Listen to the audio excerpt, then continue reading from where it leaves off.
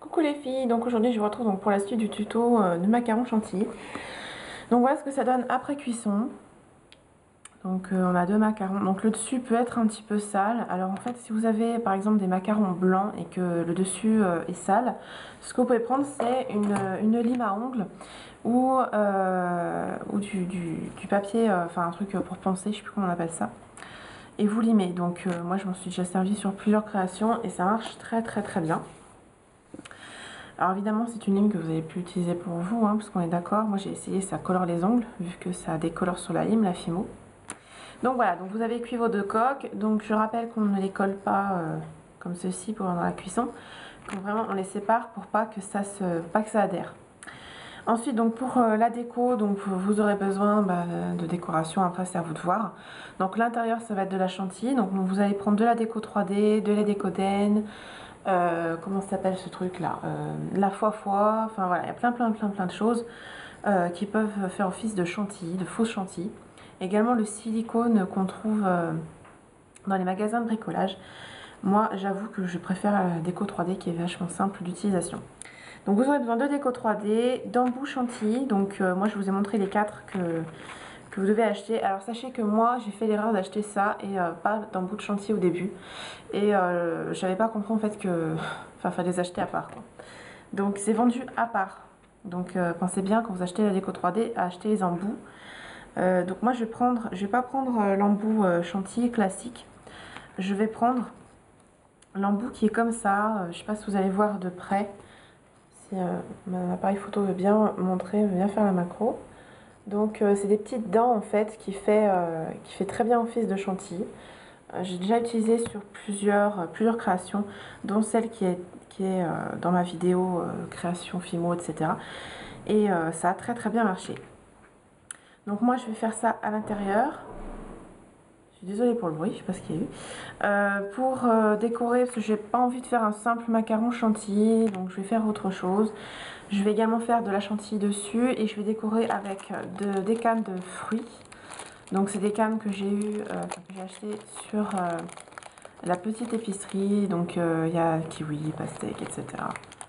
Donc, voilà. Et également du coulis de chocolat. Donc c'est un coulis que j'ai acheté sur, chez BHV. Alors je sais pas, j'ai trouvé ça vachement semblant au chocolat et il se trouve que c'est super bien. Je trouve que c'était moins cher que la déco tulipe.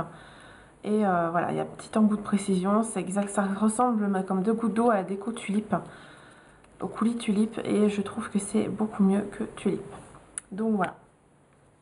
Donc pour commencer, la chose à faire, c'est de secouer votre tube de déco 3D pour enlever les bulles d'air, parce que si jamais quand vous faites votre chantilly vous avez une bulle d'air, ça va un peu éclater la déco 3D et ça va vraiment pas faire joli. Donc on la secoue histoire de faire tomber la déco 3D et enlever les bulles d'air.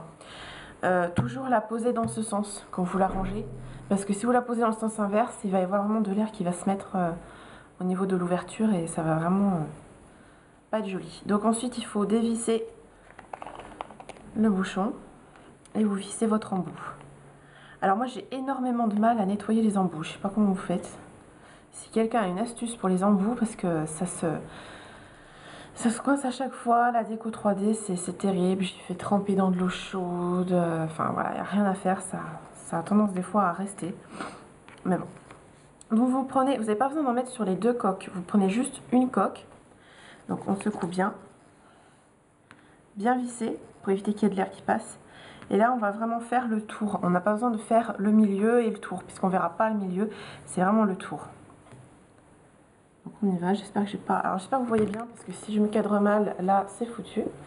On va peut-être me rapprocher. Donc je sais pas trop comment je vais me débrouiller. Donc n'hésitez pas à vous arrêter.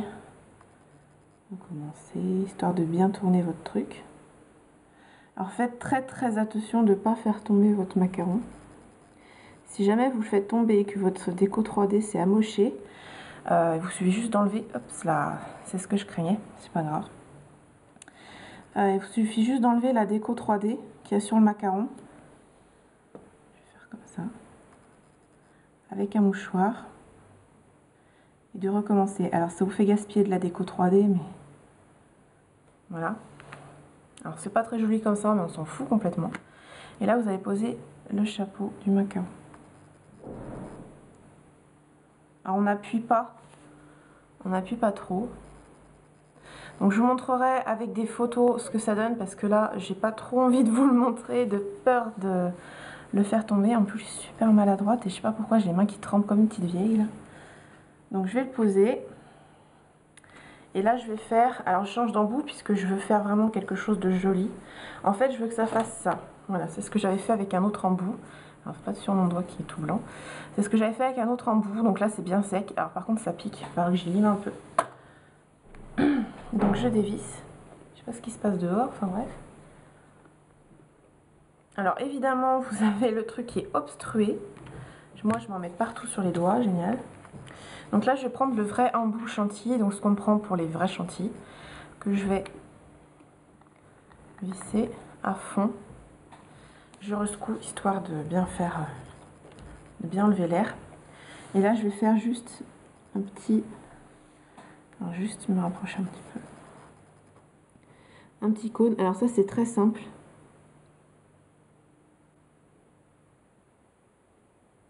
Voilà. Donc ça c'est très simple à réaliser, franchement c'est enfantin. Toc. Hop là. Vous revissez votre déco 3D. Alors moi j'ai fait l'erreur d'acheter de la déco, enfin de la même chose, mais pas déco 3D, juste peinture acrylique. Et je me suis dit bah c'est la même chose, et en fait pas du tout, c'est hyper liquide, enfin c'est terrible, donc j'ai tout foiré mes créations en faisant un truc comme ça. Donc maintenant je vérifie bien que ce soit marqué 3D dessus. Alors ensuite je vais mettre un petit peu de coulis, enfin de faux coulis chocolat. Vous allez voir ça ressemble vraiment du chocolat, hein. Ça veut bien sortir. Je n'ose jamais y aller d'un coup. Je suis super stressée quand je fais un truc du genre.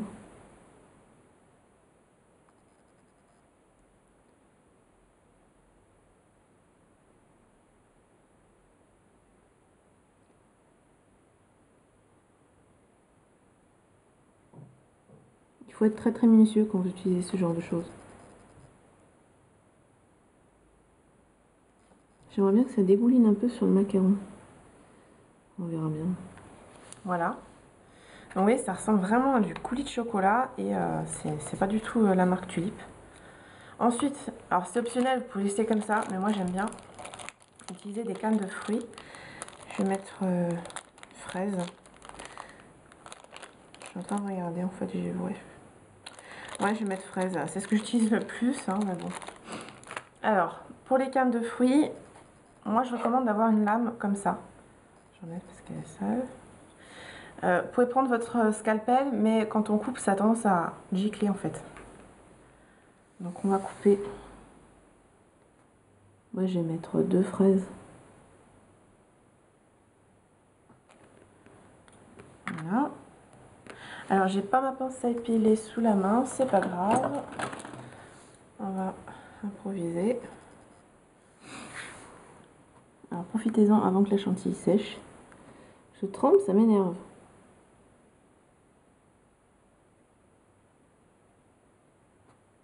À la crotte, ça colle à mon...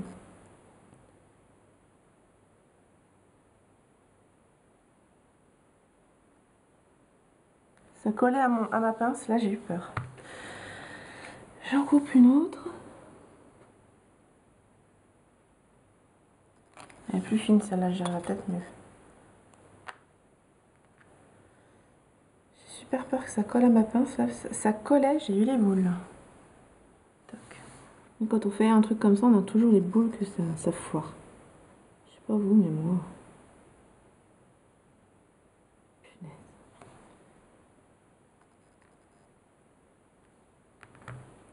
Voilà, je vais laisser comme ça, je vais pas toucher parce que j'ai pas envie que ça foire.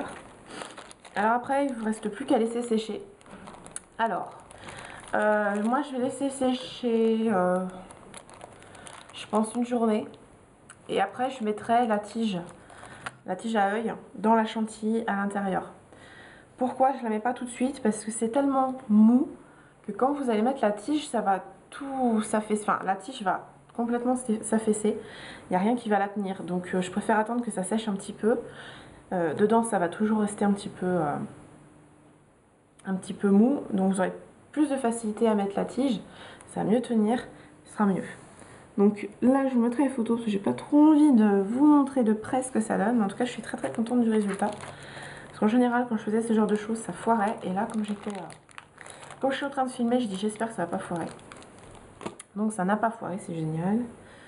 Donc préférez vraiment utiliser une pince à épiler pour mettre les cannes de fruits, que ce soit sur de la chantilly, sur une tarte ou quoi que ce soit. Puisque les pinces comme ça, franchement, ça colle. Ça...